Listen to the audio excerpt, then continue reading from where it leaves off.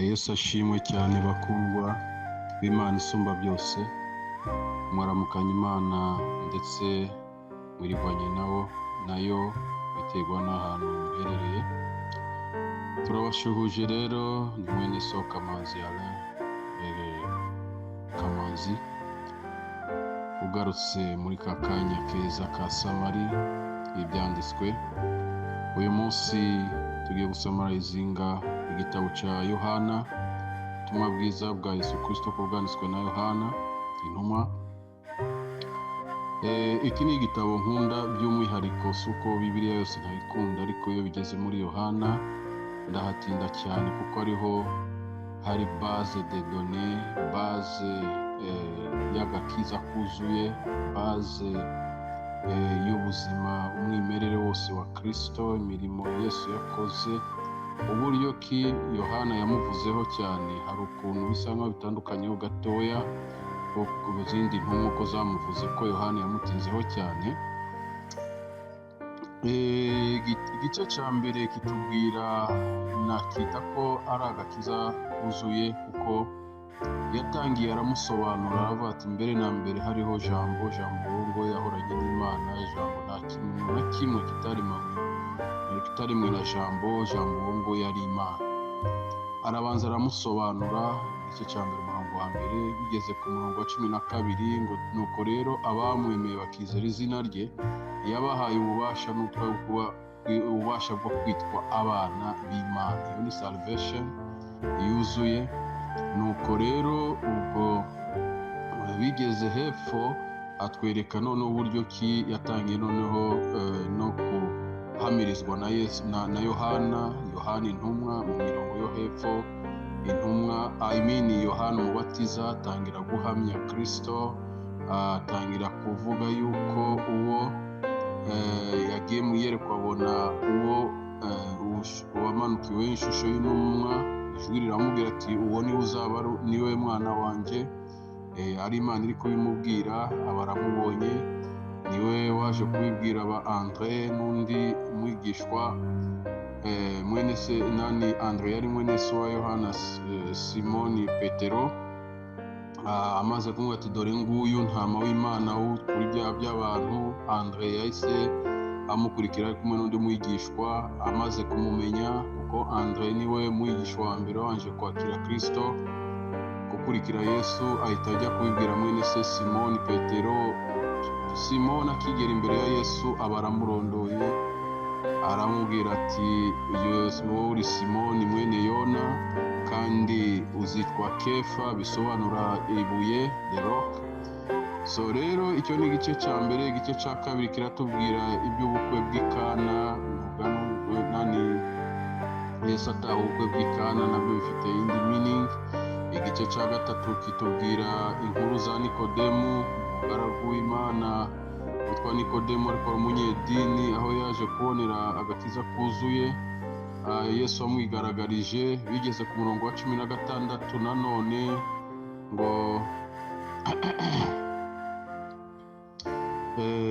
kuko yakunze abari mu isi bose byatumye itanga umwana we w'ikinege, umwizera wese atarimbuka ahubwo ahabwa ubugingo buhoraho. Ni umurongo abantu benshi bazi. Igice cya gatatu umurongo wa 16. Bigeze ku gice cya kane igice cya kane kitubwira inkuru z'umunyasamariyakazi wamusanze ku iriba kuri riviere ya Ntuzenya, iriba rya Yakobo. So rero mu by'ukuri ibyavugiwe murabizi, turabibakumbuje byo. Mukunda umurongo wa 4:23 niho hatwereka gusenga by'ukuri, gusenga Imana itushakaho. Aravuga ngo igihe kirageze ndetse kirasohoye by'uko abasenga by'ukuri basengera Data mu mwuka no mu kuri. Bene abo nibo Data ashaka ko bamusenga, kuko Data ari umwuka, abamusenga bakwiriye kumusengera mu kuri no mu mwuka. Uko rero iyo umuntu adasengeye muri iyo version, ni ukuvuga ngo ntabwo ari Imana yo mu ijuru abasenga, kuko Imana yo mu ijuru ni muri ubwo buryo dushakamo ko tuyisenga. Noneho igice cya 5 kikatubwira uburyo ki hanyuma y'ibyo babaye imisirikare y'Abayuda aho ngaho irakomeza mu gice cya gatandatu. Igice cya gatandatu kitubwira uburyo ki Yesu ahaza abantu 5,000. Ni inkuru za Yesu ahaza 5,000 by'abantu.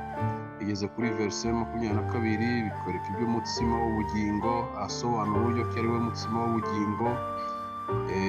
Tugeze mu gice cya 7 atubwira ibya bene se wa Yesu, ukuntu batamwizeye. Twerekana uburyo ki Yesu ajya i Yerusalemu, ibyo byose mu minsi mikuru y'ingando. Igice cya 8 tubwira umugore wafashwe asambana. Igice cya 9 kitubwira Yesu akiza uwavutse ari impumyi. Ijambo tuza gutenaho konte uyu munsi ni ijambo ry'umunsi, ni Yohana 9:4. Biravuga ngo nkwiriye gukora umurimo wampamagaye hakiri ku manywa, wantumye hakiri ku manywa, dore bugiye kwiraho umuntu azaba atakibasha kubona. Igice cya 10 kitubwira iby'umwungeri mwiza. Igice cya 11 bitubwira ibya Lazaro, ibya Yesu azura Lazaro. Igice cya 12 Yesu asigwa amavuta na Mariya, wa wundi yakijije. Ku gice cya 10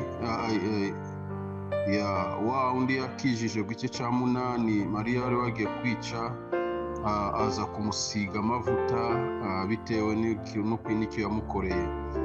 Igice cya 14 ni Yesu atwereka uburyo ki ari we nzira, ukuri n'ubugingo.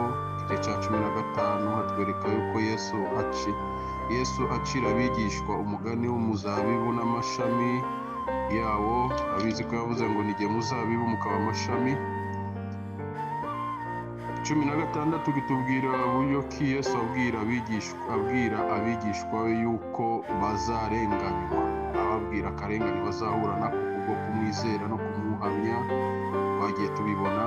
17 hatubwira Yesu asabira abigishwa be n'abandi bose bazamwizera, abasengera, kuko murabizi ku murongo wa 14 aravuga ngo nuko Yesu arimo asenga aterura amagambo aravuga ati data, dore ab'isi barabanze nk'uko nanjye banyanze, none simbasabiye gukurwa mu isi, ahubwo ndabasabiye kubarinda umubi.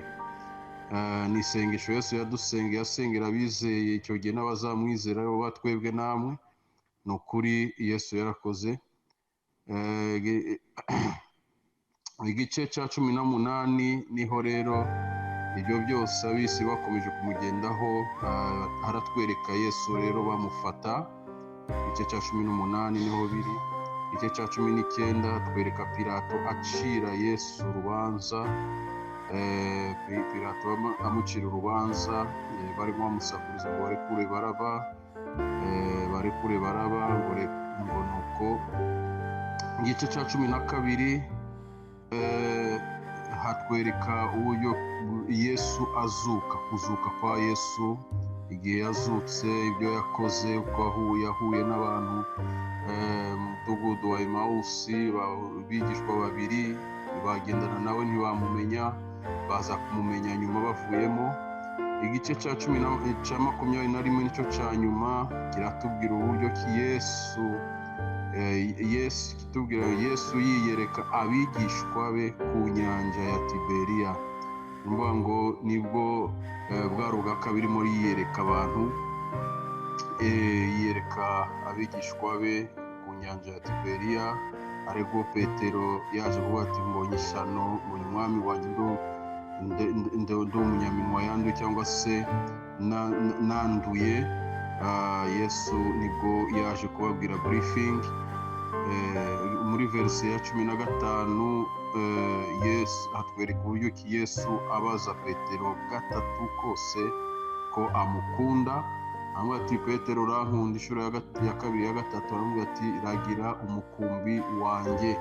Ni ukuvuga ngo rero aha yari atanze mission, yarafunguye umurimo ku mugaragaro, yari inauguration y'itorero. Amubwira ati ragira umukumbi wanjye, noneho ugeze aho ugomba kugirwa. Imana rero ibaha umugisha bakundwa. Iyo niyo samari igitabo cya Yohana, ubutumwa bwiza bwa Yohana uko bwanditswe bwa Yesu Kristo bwanditswe na Yohana.